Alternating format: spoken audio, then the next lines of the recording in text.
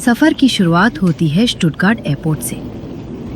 Suitcases हाथ में, दिल में एक्साइटमेंट और चेहरे पर एक अलग ही ग्लो, क्योंकि ये सिर्फ एक ट्रैवल ट्रिप नहीं बल्कि हमारी फर्स्ट वेडिंग एनिवर्सरी ट्रिप थी। बोर्डिंग गेट्स की हसल बसल, अनाउंसमेंट की आवाज और एक नई सिटी की तरफ उड़न भरने की फीलिंग, सब कुछ एकदम सिनेमैटिक लग रहा था। फाइनली प्लेन उतरता है बुडापेस्ट के एयरपोर्ट पर, यूरोप के सबसे चार्मिंग सिटीज में से एक, और अब हम उसके बीच में थे। एयरपोर्ट के अंदर चलती एस्केलेटर्स, बिजी ट्रैवलर्स और हंगेरियन लैंग्वेज के बोर्ड्स, सब कुछ एक अलग ही एनर्जी दे रहे थे। एयरपोर्ट से निकले तो एक छोटी सी मिनी कार राइड हमें ले जा रही थी हमारे होटल की तरफ। होटल पहुंचते ही जब रूम देखा तो दिल खुश हो गया। बालकनी से शहर का एक छोटा सा व्यू, अंदर एक कोजी सा एटमॉस्फेयर। ये था हमारा बेस कैंप। बुदापेस्ट का मेट्रो सिस्टम यूरोप का सेकंड ओल्डेस्ट है, सिर्फ लंदन के बाद। 1896 में स्टार्ट हुआ था, जब हंगरी अपनी 1000 साल की एनिवर्सरी मना रहा था। हर स्टेशन का अपना डिजाइन है और अंदर एंटर करते ही लगा जैसे हम टाइम ट्रैवल कर गए हो। और बिलीव मी, ये मेट्रो सिस्टम इतना बड़ा और डीप है जैसे किसी दूसरे ही शहर में उतर गए हो। देखो जरा ये लॉन्ग एस्केलेटर्स, लगता है बस चलती ही जा रही है, खत्म होने का नाम ही नहीं लेती। मुझे तो ऐसा फील आया जैसे मैं किसी एडवेंचर मूवी के सीन में हूँ। एक तरफ एस्केलेटर, दूसरी तरफ लोग बस नीचे गिरते जा रहे हैं लाइट्स के बीच बीच। और ट्रेन की बात ही अलग, शाइनी, फास्ट और एकदम पंक्चुअल। अंडरग्राउंड राइड करते वक्त लगता है शहर की सारी कहानियां इन टनल्स के अंदर छुपी हैं। हर स्टेशन का डिजाइन अलग, हर जगह एक अलग ही वाइब। बुडापेस्ट का ये मेट्रो सिस्टम न सिर्फ ट्रैवल इजी बनाता है, बल्कि एक एक्सपीरियंस खुद में है, जैसे शहर की धड़कन जो हमेशा चलती रहती है। फिर पहुंचे सिनेमा मिस्टिका पर, एक मैजिकल जगह जो इमेजिनेशन और आर्ट को एक साथ लाता है। ये कोई नॉर्मल एग्जीबिशन या म्यूजियम नहीं, ये एक डिजिटल वंडरलैंड है जहां आपको लगता है कि आप किसी और ही डिमेंशन में चले गए हो। और ये जो बिल्डिंग्स दिख रही हैं, उनकी आर्किटेक्चर एकदम यूनिक है। जैसे ही अंदर गए अंधेरा था और सिर्फ ग्लोइंग लाइट्स और इंस्टॉलेशंस। हर रूम एक अलग यूनिवर्स लग रहा था, कहीं डिजिटल प्रोजेक्शंस, कहीं इमर्सिव लाइट्स और कहीं एकदम सरियल आर्ट। हम दोनों के लिए ये एक्सपीरियंस एकदम नया था। एक तरह से ये वेडिंग ट्रिप का पहला वाव मोमेंट था, एक जगह जहां रियलिटी और फैंटेसी के बीच की लाइन गायब हो जाती है। सिनेमा मिस्टिका सिर्फ एक आर्ट गैलरी नहीं थी, बल्कि एक जर्नी थी। हर स्टेप एकदम मैजिकल लग रहा था। नीचे डार्कनेस थी और साइड वॉल्स पर कलरफुल लाइट्स ब्लिंक कर रही थी, जैसे हर कदम हमें एक नई दुनिया में ले जा रहा हो। स्टेप्स के नियॉन ग्लो और बैकग्राउंड म्यूजिक के साथ फील हो रहा था कि हम रियलिटी से निकलकर एक पैरेलल यूनिवर्स के अंदर डिसेंड कर रहे हैं, जिनके अंदर छोटी छोटी लाइट्स चमक रही थी, जैसे पूरी गैलेक्सी इन फिगर्स के अंदर लॉक्ड हो। एकदम सरियल मोमेंट था, लग रहा था जैसे हम किसी कॉस्मिक वर्ल्ड के सामने खड़े हैं। मुझे एक बहुत ही यूनिक मॉडल मिला। ये एक सॉलिड स्ट्रक्चर था और उसके अंदर colourful Galaxy lights continuously flow कर रही थी। जब मैंने अपना हाथ उस मॉडल के अंदर डालने की कोशिश की तो इंस्टेंटली लाइट्स रिएक्ट करने लगी। अगला दिन था हमारी जिंदगी का एक और स्पेशल माइलस्टोन, हमारी फर्स्ट वेडिंग एनिवर्सरी। सुबह सुबह ही एक नई एनर्जी थी और दिन की शुरुआत हुई बुदापेस्ट के अंडरग्राउंड ट्रेन राइड से। डेस्टिनेशन था सेंट स्टीफेंस बेसिलिका। बाहर से ही इसकी ग्रैंडियर देखकर दिल रुकसा गया। ये बेसिलिका सिर्फ बुदापेस्ट का लैंडमार्क नहीं, बल्कि हंगरी का प्राइड है। 1851 में इसका कंस्ट्रक्शन स्टार्ट हुआ था और 1905 में कंप्लीट हुआ। बीच में एक बार इसका डोम कोलैप्स भी हो गया था, लेकिन हंगेरियन लोगों की फेथ और डिटर्मिनेशन ने इसे दोबारा खड़ा कर दिया। इसका डोम 96 मीटर्स ऊंचा है, एग्जैक्टली उतना ही जितना हंगेरियन पार्लियामेंट बिल्डिंग का हाइट है। ये इक्वालिटी एक सिंबल है, एक तरफ रिलीजन, एक तरफ पॉलिटिक्स, दोनों एक ही लेवल पर। अंदर एंटर करते ही जो साइलेंस और पीस महसूस हुई, वो शब्द में बयान करना मुश्किल है। गोल्डन इंटीरियर्स, मार्बल पिलर्स और वॉल्स पर बनी सीक्रेट पेंटिंग्स, हर कॉर्नर एकदम डिवाइन लग रहा था। सीलिंग के फ्रेस्कोज, शैंडलियर्स की लाइट और डोम की हाइट सब मिलाकर एक ब्रेथ टेकिंग एटमॉस्फेयर बनाते हैं।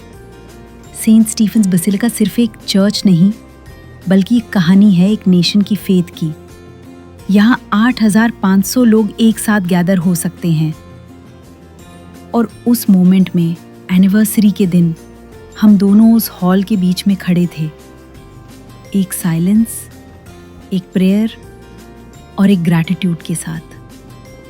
बसिलिका के अंदर रखा है एक रेलिक जो हंगेरियन हिस्ट्री का सबसे सेक्रेड ट्रेजर माना जाता है, सेंट स्टीफन का राइट हैंड।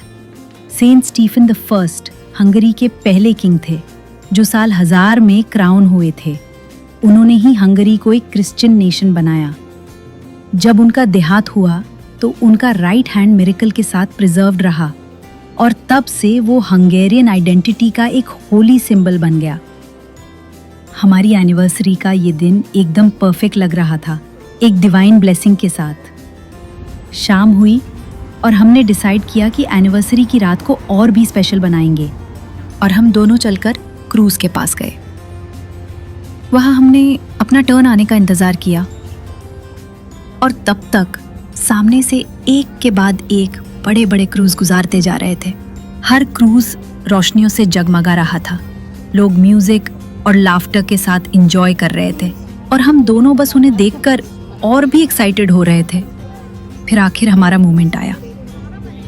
हमने क्रूज के डेक पे कदम रखा और उस वक्त आसमान अभी पूरा अंधेरा नहीं हुआ था, लेकिन ब्रिजेस की लाइटिंग्स ऑलरेडी ऑन थी। और जैसे ही हम क्रूज से आगे बढ़े, सबसे पहले सामने दिखा हंगेरियन पार्लियामेंट, जो गोल्डन लाइट्स में एकदम फेरीटेल पैलेस लग रहा था। फिर नजर गई बुड्ढा कैसल पर, जो अपनी शान दिखाता हुआ रोशनियों में चमक रहा था। और बीच में हर ब्रिज अपनी खुद की एक कहानी सुना रहा था।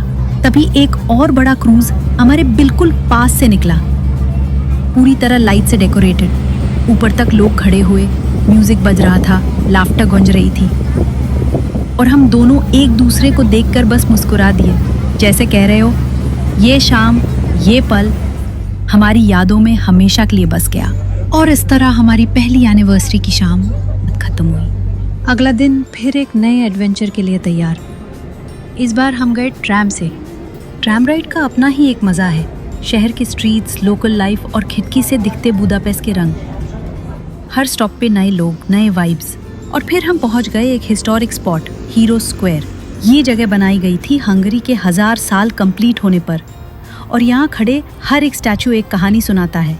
बीच में मिलेनियम मॉन्यूमेंट, ऊपर आर्कएंजल गैब्रियल का स्टैचू और साइड में हंगरी के ग्रेटेस्ट लीडर्स और वॉरियर्स के स्टैचूज लगे हुए हैं।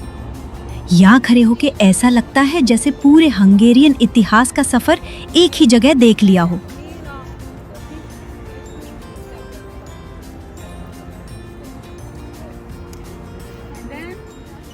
हीरो स्क्वायर के बाद हमने डिसाइड किया एक छोटी सी बोट राइड करनी चाहिए। पानी एकदम शांत था, ठंडी हवा चल रही थी और सिर्फ बोट के हल्की सी साउंड सुनाई दे रही थी। छोटा सा राइड था, लेकिन उस मोमेंट ने एक काम एनर्जी दी। बोट राइड के सुकून के बाद हम चल दिए एक फेरी टेल जैसी जगह की तरफ, वजदा हुन्याद कैसल।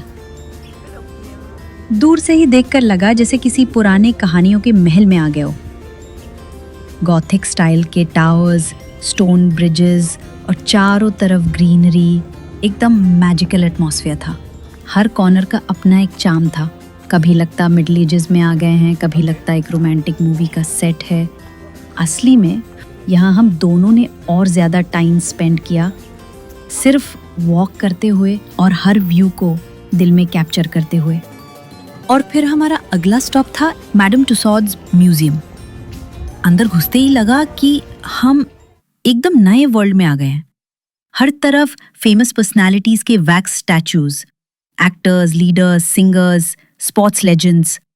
और सबसे अमेजिंग पार्ट था, वो स्टैचूज इतने रियल लग रहे थे कि एक पल के लिए लगा सामने से बात करेंगे। हम दोनों एकदम बच्चों की तरह बिहेव कर रहे थे। कभी फोटोज क्लिक करना, कभी फनी पोजेस बनाना, कभी एक दूसरे को टीज करना। हर एक स्टैचू के साथ एक अलग मस्ती चल रही थी। और सबसे स्पेशल मोमेंट तब आया जब हमने इंटरैक्टिव गेम्स खेले। वहां के 3D एक्सपीरियंसेस और लाइट्स ने पूरा एटमॉस्फेयर और भी जिंदा कर दिया। लगा ही नहीं कि हम म्यूजियम में हैं, बल्कि एक एडवेंचर जोन में एंट्री कर ली हो। मैडम टुसॉड्स ने हमें सिर्फ स्टैचूज नहीं दिखाए, बल्कि एक एक्सपीरियंस दिया।